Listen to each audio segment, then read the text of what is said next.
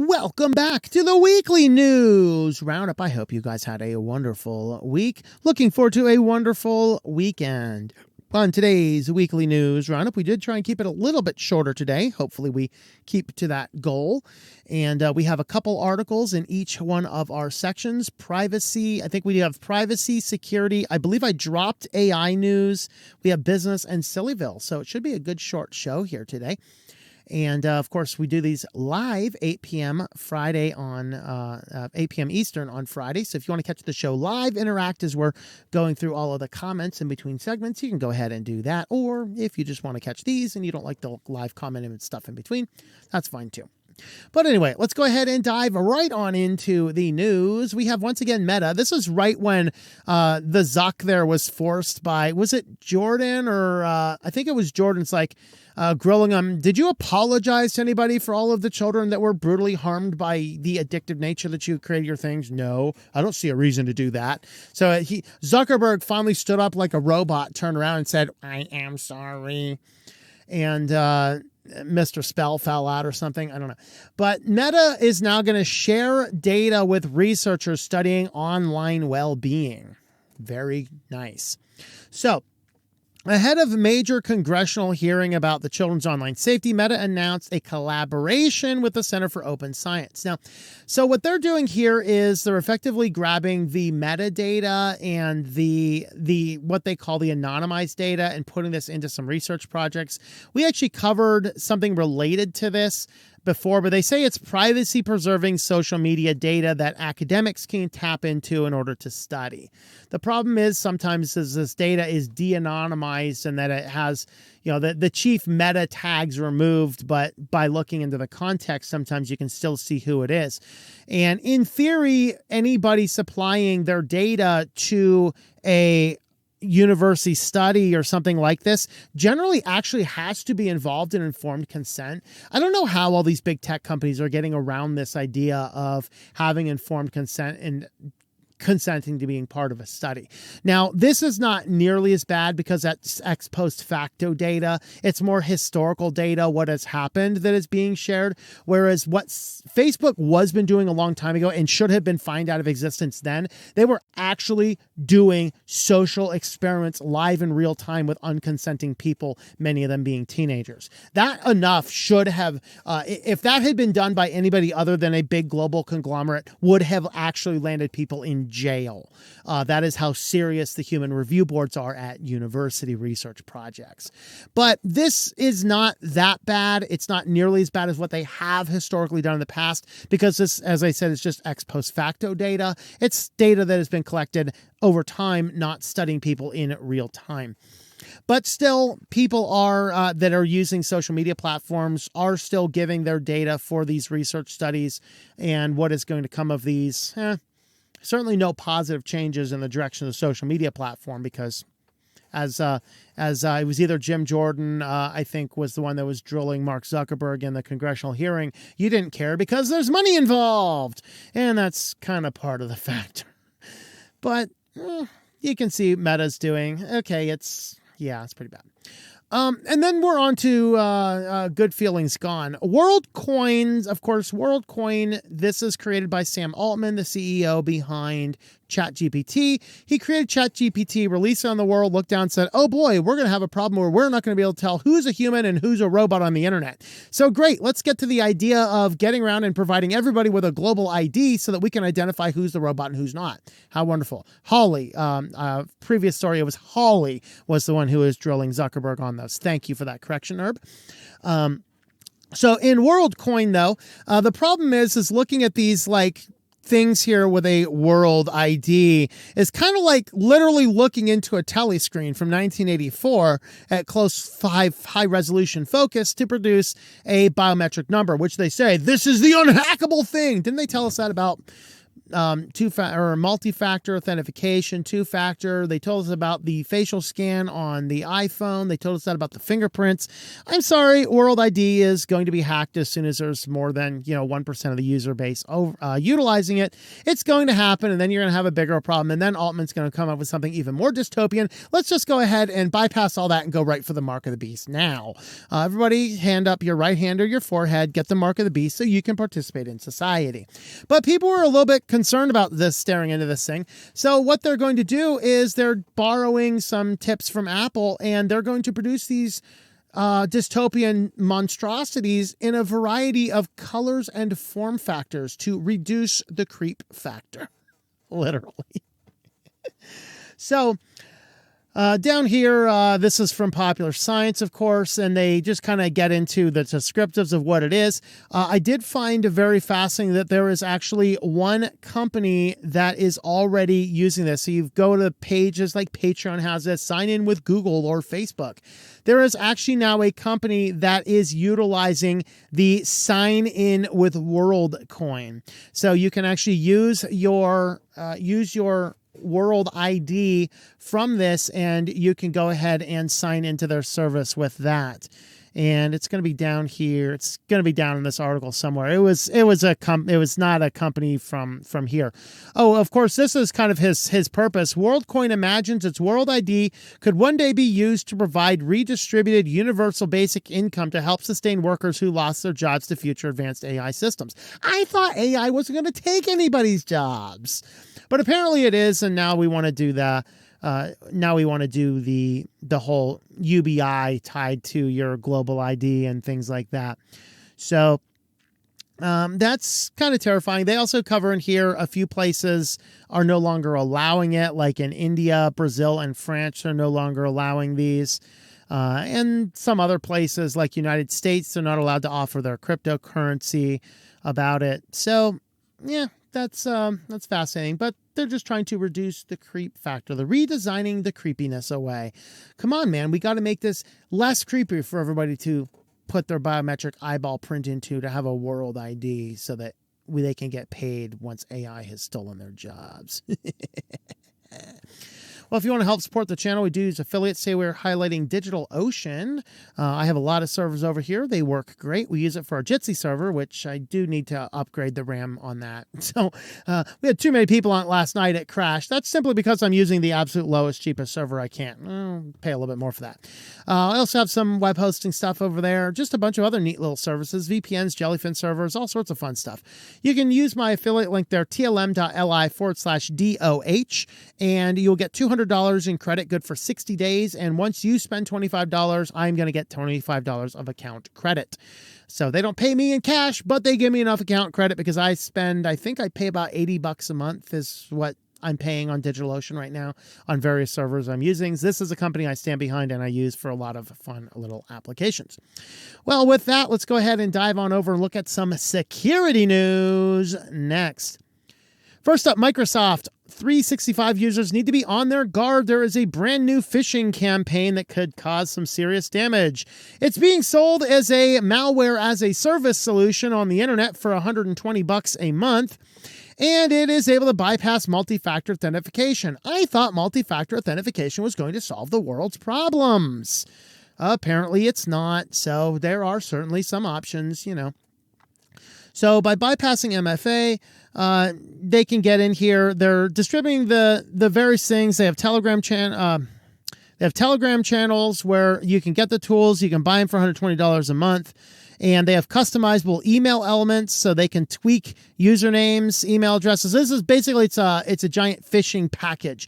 You get QR codes, you get attachments, you get subjects, messages, email addresses, sender names. They're like, here's a bunch of people to send stuff to, and here's all of the form letters you need to send it. Great, $120 a month. Sounds good. So the idea here is to target 365 account credentials, and then they can bypass the multi-factor by asking victims for the code sent to their phones, and the usernames and passwords get extracted via the phishing attacks. And so you can kind of see that software as a service is alive and well in malware. So be aware of that. These ones are specifically targeting Office 365, but there's other ones out there as well. And it turns out that the mother of all breaches, the MOAB, as it's been called. Now, I skipped the story on MOAB itself because at the time it first came out, which was a couple weeks ago, it was assumed to be a conglomerate of a bunch of already released data.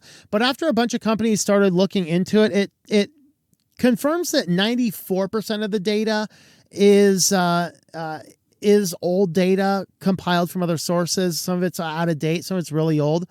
But the final 6% still represents 1.6 billion records of data that the researchers look at this going, I have no idea where this came from. And so Mother of All Breaches did have a big conglomerate of breach data from previous breaches, but at the same time, it also has a bunch of more data, billions of more records from unknown sources that we don't know where it's from. And so they tried to dig into where this came from, and it looks like it's coming from some private distributors. They're not saying, hey, here's a bunch of data on the public market. It's believed that these are breaches that happened that the original hackers kept off of the open market and was trading privately and securely. And then, of course, because, there's no honor among thieves, somebody got it and threw it into MOAB, and here we are now. So Mother of All Breaches does indeed have new data in it that we were previously unaware of. Of course, a lot of the Have I Been Pwned has actually looked at this, so you can see if you're part of that as well. Well, we do have a Patreon page. If you're going to jump on over there, patreon.com/TOMM. You can jump in on the calls on Thursdays. We have the science fiction short stories in print and audiobook editions. You can get those. And I will probably release some polls here soon about which one of these stories I should do next, or if there's any other neat ideas. But we'll put all those out there on Patreon, so you can go ahead and jump on over there and help support the channel. Patreon.com/TOMM. And with that, we are going to move on up to business news next. So first up in business, apparently Microsoft Edge is usurping and taking over Chrome on people's PCs. So a number of people have reported that they've either put their computer in like suspend mode with 100 tabs open in Chrome, and they pull the thing back up, and all of a sudden they have 100 tabs open in Edge, and Chrome is closed. So something seems to be going on. Now Microsoft says, well, it must be a bug. Must be a bug in the system. So there is, of course, the import browser data function, which is only supposed to import browser data when you tell it to. But apparently there's some form of alleged bug that is migrating all of the data automatically when the computer is sitting idle for a while. Very interesting. So it says here the setting, which can be accessed on Edge settings, profiles, import browser data into browser status bar, offers to import recent browsing data from Chrome every time you launch Edge. Holy hell. Can anybody confirm? Does it try and do that every time you launch Edge? Like, I have Chrome, I have Edge. Every time you launch, can we confirm that in the comments? What? Why? What? Okay. I'm hoping that's a typo. I hope it's the first time you launch it. Because if it's every time you launch Edge, you get a notification, import data. That'd be the fastest ticket uninstall nonsense from my computer. Of course, it's going to come back like the zombie Windows program it is. But, as opposed to the one-time data input it offers in Firefox. Somebody, please confirm. Does Edge do that every single time? Have all your credentials saved in Microsoft Edge, so hackers have one place to steal it all. Import data from Google Chrome. Import data at each browser launch. Okay, so maybe there's a preference button you can turn off. Import data from Firefox. Import data from this antiquated old thing that shouldn't be on your system anyway, i.e. 11. i.e. 11. Haha.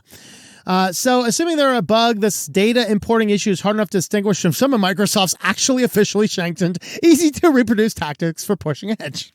True words. I can say in early tests of Ubuntu, they duplicated everything in Windows down to the annoying notifications. I got this stupid pop-up notification constantly. It was hilarious. And other people were complaining about it in the forums as well. So when I navigated to the Chrome download page and another across the top Edge's settings page after another set my browser default. All right. So basically they're using a message that's supposed to do it like once or on prompt, but it's doing it automatically and it's just migrating all of your data and boom, that's it. So That is what Microsoft is up to. Very fascinating to see, but I don't know. Is that a bug or a feature every single time? Let me know in the comments. Windows 10 breaks more stuff again. So Microsoft pushes an update to the store, and that single update to the store apparently broke several Windows apps. So apps, of course, you can still install exe files, MSI files, and things like that you get online or purchase or have from other places, but they're really trying to push people to buy things from the Microsoft Store. And in the Microsoft Store, things will automatically update, off schedule from the patch releases and things like that. So you'll get updates on software randomly, separate from full updates to the full system, particularly your built-in Microsoft applications, which are all routed through the store update system. Well, the problem is they had a update to the store itself that ended up breaking a core component of all of those different applications. And so all sorts of applications native to Windows, like the calendars and the photos and calculator, all simply stopped working because the store broke. Welcome to Windows. Of course, in Linux, if you break the store code, it doesn't impact any of the software that's already there. So there you have it. Let's see. So that's it. So of course they're talking about getting this fixed in the next update. And when they get it fixed, hopefully you'll should have all your apps back. But if you happen to have apps that aren't working in Microsoft, that's why.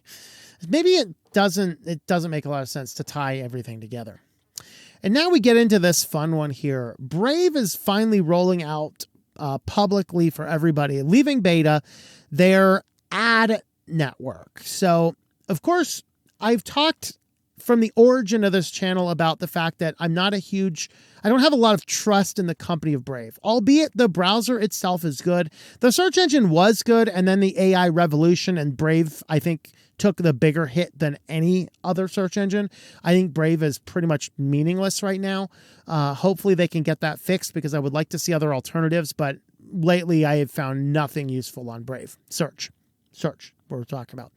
But Brave browser itself, remember when they started Brave browser, this is a big company that got a VC round of Silicon Valley tech startup funds by wanting to change the advertiser model. That is how Brave started. And then, of course, because marketing to the general public, hey, we have a new browser to change the advertising model and advertise to you in ways you want, people are going to be, I don't want to be advertised to.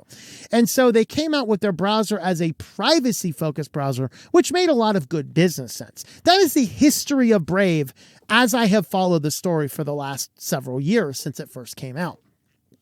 So they had their ad network was in a private beta for a long time, but it is now officially available. Anybody can now go into Brave, sign up, and start selling ads on Brave. So right now they are showing up in the Brave search, and there's also these Brave notifications. Now, if you haven't seen any of them, it might be because you have disabled BAT.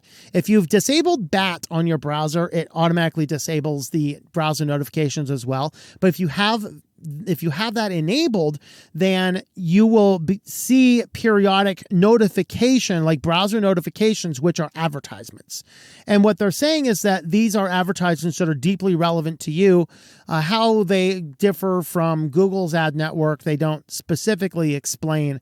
But here they highlight, obviously the search, having their own ad network and their own search engine makes a lot of sense. I completely understand that, and I don't have any real qualms with that.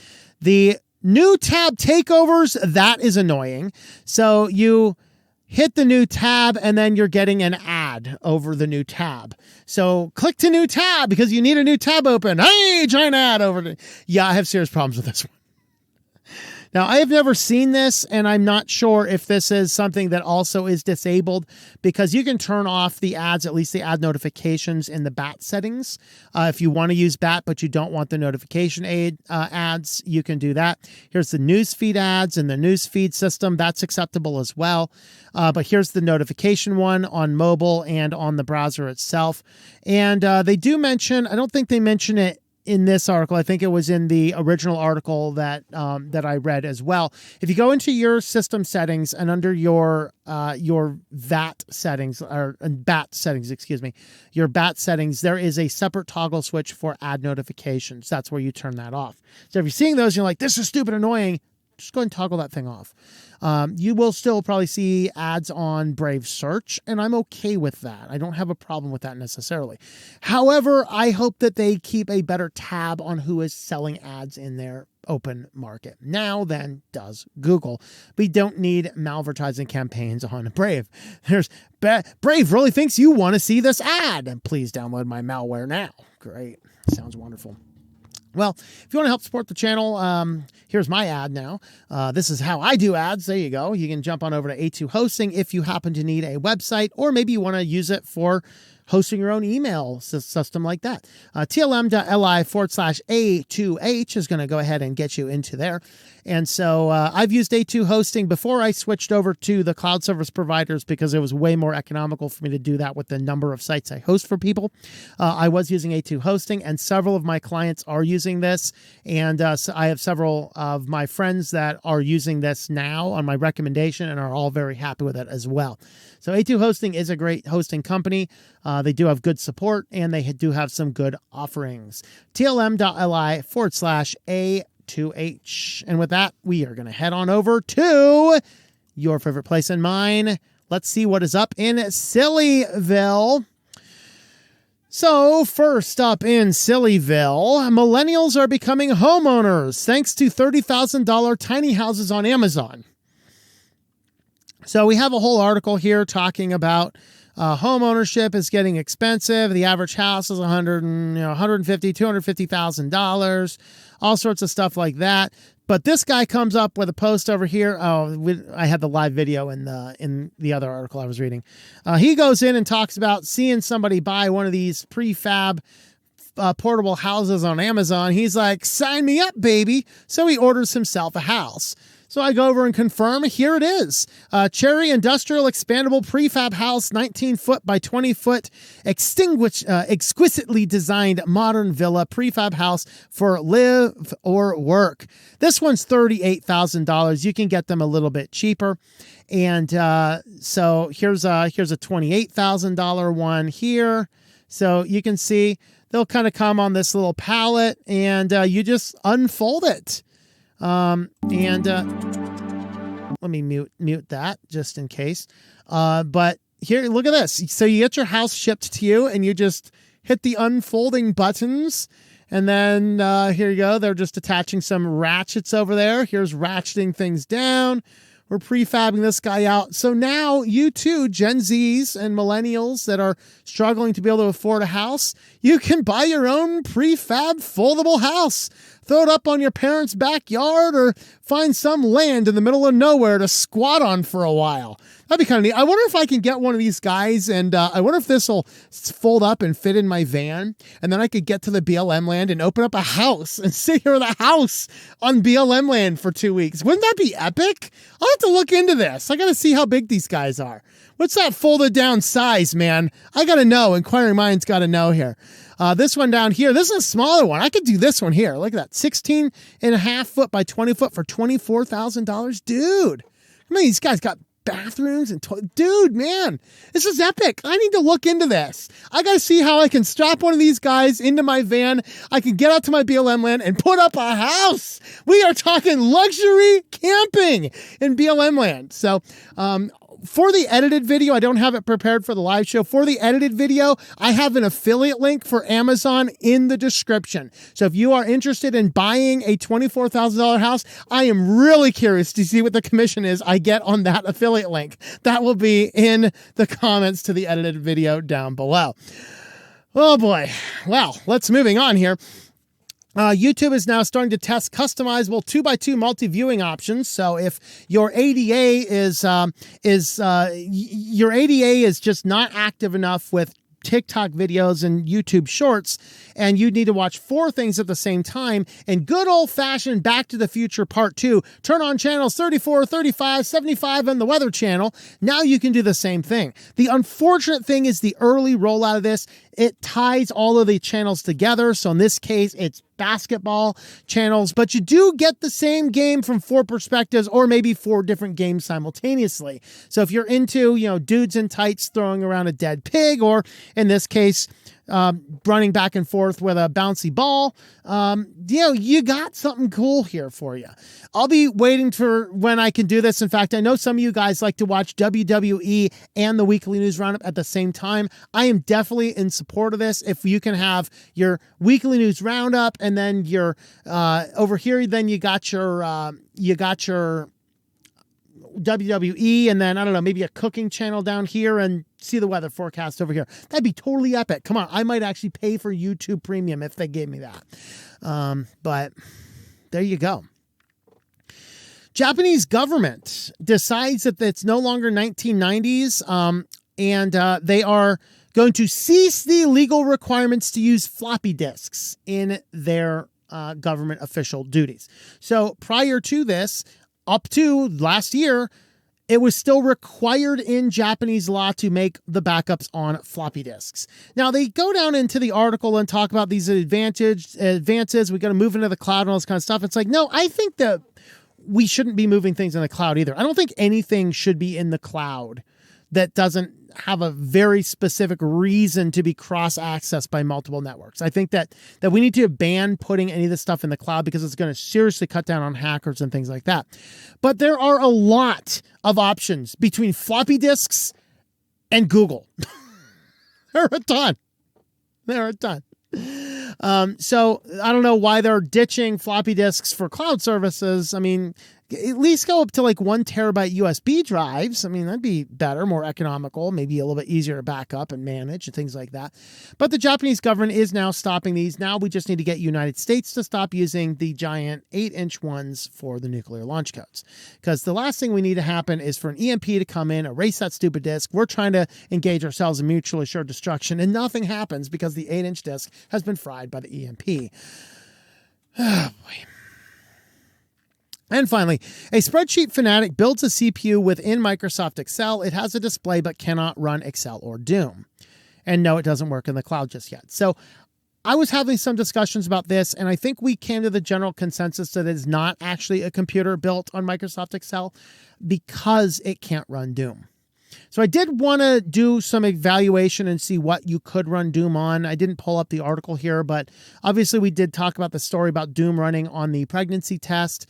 Some scientists even got rats to be able to play Doom. That was just on regular computers and stuff with some modified equipment. Then we had the case where, we had the Nordic track Doom, so you could get your exercise and shoot the dudes in Doom at the same time. And then, I don't know, man, there's so many options. Obviously, refrigerators and printers, and you could play Doom on a computer built within Minecraft. So you're playing Minecraft.